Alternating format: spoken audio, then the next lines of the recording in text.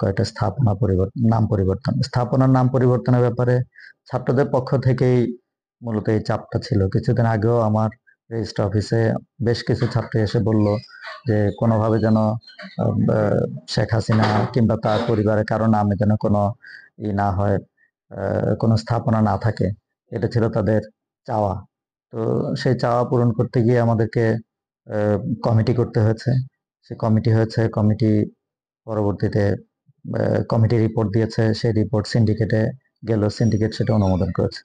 তো তার মধ্যে শেখ মুজিবুর রহমান হল, এই হলটার নতুন নাম হবে শহীদ ফরহাদ হোসেন হল। হাসিনা হলের নাম হবে বিজয় 24 হল। তারপরে বঙ্গমাতা শেখ ফজিলতুন্নেসা হলের নাম নবাব ফয়জুন্নেসা হল।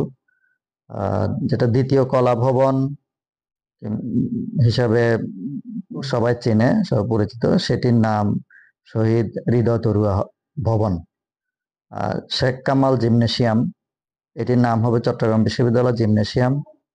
বঙ্গবন্ধু উদ্যান, এটির পরিবর্তিত নাম হবে জুলাই বিপ্লব উদ্যান। পুরাতন শামসুন্নাহার হলটা ছাত্রদের জন্য উপযোগী করা হয়েছে।